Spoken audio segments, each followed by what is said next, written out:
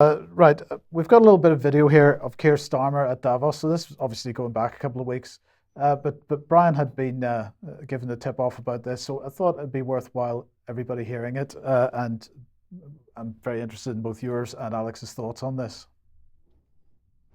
And we're going to let you go. You've got a lot to do, but we'll end on a quick fire because obviously we wouldn't be a podcast without a quick fire. So let us just ask you quickly. You have to choose now between Davos or Westminster. Davos. Why? Because Westminster is too constrained, and it's closed, and we're not having meaning. Once you get out of Westminster, whether it's Davos or anywhere else, you actually engage with people that you can see working with in the future. Westminster is just a tribal shouting place. Alex, I thought that was quite an incredible statement. Yeah, it's Sir Keir, right? So he's got a long pedigree in the British state. He used to run state prosecutions for England and Wales, as most of our viewers know. You'd think he would have the gumption not to say, "Oh, the foreigners," when given a choice between representing his own constituents and going to a seedy club abroad to be given his orders.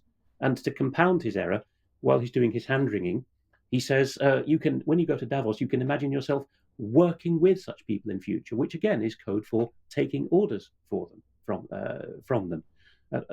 You have to concede he's right that Yabu sucks and public schoolboy behaviour in Westminster is a problem. Although the different kinds of MPs are coming in now, the charlatanry doesn't seem to have diminished on that account. But he's still got an overriding fiduciary duty as a member of Parliament to his own constituency. Much anterior and superior to anything like being a party leader or a potential prime minister. These concepts are repugnant to the British Constitution, of course. The only constitutional matter, and you'll see more about this in extra time, the only constitutional grounds that he has really is that he represents his constituents. And he seems to be snorting at that idea. Yeah. Okay, thank you. And well, Debbie, at last.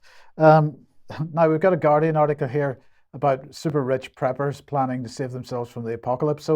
So the question is, are these Davos types they're talking about? Well, yes, I think they possibly could be. And I've been fascinated, really, because the WHO have just announced all countries to stockpile on radiological emergency medicines. And then all of a sudden, we see now that tech billionaires are buying up luxurious bunkers. And when I say luxurious, I mean luxurious. And you can see there they often refer, these tech billionaires, to the book Survival of the Richest. But I think you've got a very short little video clip just to show you a few of what you can expect if you go to a tech billionaire's bunker, because it really is very extravagant. You're in the middle of nowhere, rural Kansas, the site of an abandoned nuclear missile silo. Armed security patrol the entrance to a doomsday bunker that's reserved for the wealthy elite, and sales are booming. Since the election of Donald Trump, we've seen a whole new demographic of people calling in, people that didn't know we existed before. Larry Hall is the owner of the Survival Condo Project. These 16,000-pound doors lock you inside. We're heading deep below the surface of the earth into an underground bunker like no other. We are in a typical full-floor residential unit, and even though we are more than 100 feet underground right now, you can see that it's certainly not a claustrophobic area. 12 luxurious condos exist here with fireplaces, high-end appliances, jacuzzis, even windows. Yes, windows. High-definition TVs broadcast a live feed of the outside world right into your living room. The price tag for this 3-bedroom, 2-bath condo, $2.3 million. Well, as the sign says, welcome to the beach. And look at this. It's a swimming pool with a slide and waterfall. Other common areas include a movie theater, rock climbing wall, and shooting range. There's even a farm that grows all the fresh fruits and vegetables you'll need. This can grow up to 70 different species of plants, lettuces, tomatoes, carrots. The bunker runs on power sources like wind and diesel generators. We have enough fuel to run these diesels for 2.5 years. Plenty of time to ride out worldwide chaos should it ever erupt.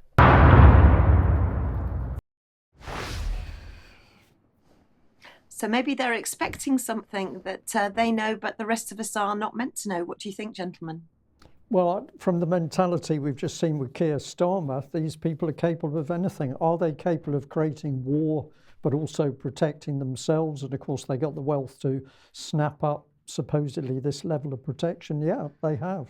We're dealing with some very deranged people. Okay, let's come back to the UK and Parliament. And we have a little piece of video of Alex Chalk, who's the Defence Minister, answering a question, I think on Thursday last week. The Chief of the General Staff also went on to make the point that there could not be in a better cause, and indeed it's important to make the point that weapons that we supply have the effect of degrading the very adversary that was noted in the IR. So not only is this a just war where we are there to stand up for the international rule of law, we're there to make a statement that might is not always right, that you can't remake borders by force, but also it's there to degrade the forces of our principal adversary as identified in the IR. So that comment was made on the floor of the House of Commons last week. And so let's just bring Alex Chalk on screen and just put what he actually said on screen there. So not only is this a just war where we're there to stand up for the international rule of law, that's what he claimed on the floor of the House of Commons. But this is what was reported in Hansard, which is supposed to be the record of everything that is said in the House of Commons. In Hansard, it said, we are fighting this just war, not only to stand up for the international rule of law and so on. So that is a very different statement to the one that was actually said. And just to show you the Hansard page, to show you that that is exactly the clip, that is what Hansard reported. Alex, I just wanted to get very briefly your thoughts on, how this could have happened, the significance of it, because Hansard is considered to be an official record. Oh, and there's been recent cases that allow judges to use Hansard, which used to be a contempt of court, contempt of Parliament, one or the other, I forget which, but they're now allowed to do so in cases where the text of the bill, as when it becomes an act, isn't sufficient to clarify the matter of law. The Hansard Parliament, or the parliamentary clerks who take very adept shorthand, have never claimed to do a verbatim transcript. That would include lots of ums and ahs, known as false starts and misconstrued sentences.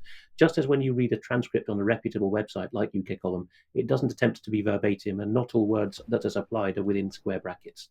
That said, the Hansard clerks have told the BBC and others in the past that they are very scrupulous in what they do. They are supposed to be the last apolitical part of the parliamentary estate. That may have gone by the board now. I do know that they, on principle, never listen to the recordings that are available in high quality these days because it slows them down. They're that good at shorthand, and this is perhaps what incriminates them here, possibly. They are that good that they take down verbatim what they can on the spur of the moment, and they run with that.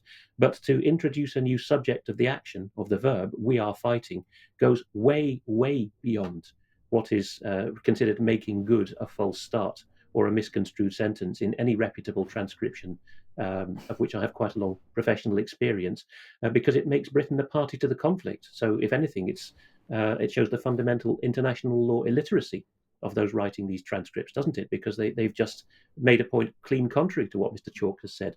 And of course, he's also member for Cheltenham, where GCHQ is based. It was controversial a year or so ago when he got that post that he could have that as well as being a junior minister at the Ministry of Defence. A clear case of split loyalties, but that, of course, is because we have allowed in the Westminster model ministers to sit in Parliament, contrary to our own founding contracts and constitutional documents. Yes. Okay, look, Alex, we are really short of time, so if we could just very briefly run through this. People will be aware, this is really just a feel-good interlude, that the 77 Brigade story has gone large. But just to show people of how much kudos has gone to UK Column here, and you're missing a lot if you're not a signed-up member. There'll be far more in extra time for you to enjoy, so if you're not subscribed, you'll miss that. But here we are, that Majid Nawaz is being accused by Mike Wendling, the head of fake news at BBC, somebody whom Brian described 5 years ago as having an ego like a rhinoceros-sized ego. That was the phrase. Wendling is now saying that Nawaz is a conspiracy theorist And therefore, when he says something is true, it's not to be taken notice of, because the information in this article that's broken this week with the Big Brother Watch expose on 77th Brigade of the Army spying on the British people, that's new information, and he's called out on that immediately. Nawaz's own take on this is, well, Majid was right all along about 77th Brigade, but he's still a conspiracy theorist because he interviewed someone I don't like, and that's not fair. We can see that we're being credited here. So this graphic, which you created years ago, Mike, and have kept up to date, is now doing the rounds with credit. Notice there that somebody called Ruby says that UK columns always worth watching because they give accurate information, which is well sourced. Another user, PBC174, says that we always show their sources, most of which is from the government. BBC, on the other hand, reads a heavily scripted version of the news.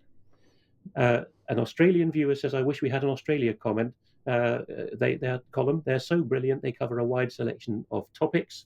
This is really going to infuriate the BBC and their cheerleaders, isn't it? Because they often say that they're reputable and they have proper source controls, and we don't supposedly have editorial controls. Neil Ferguson's computer tweets, imagine a world where UK column replaced BBC News at 6. Big Brother Watch itself, in announcing this expose that most people are now aware of, got this reply, you're 2 or 3 years too late. UK column are way ahead of you. Very poor. Rebecca Riot said, oddly, Wendling and Mariana Spring, the two supremos of fake news at BBC, claimed to have been surprised, because he said it was new information, didn't he? Surprised by the army spying on us. It's been known for years.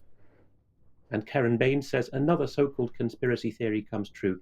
Sack Tobias Elwood. He can't, and Karen's making the key constitutional point for us, he can't spy on his constituents and pretend he represents them. You cannot be a fiduciary duty MP and a minister. And we're going to have a lot more about this in coming weeks.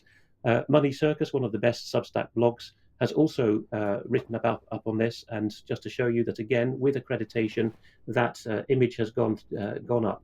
So there's plenty of indication that people are aware of what we're doing. Okay.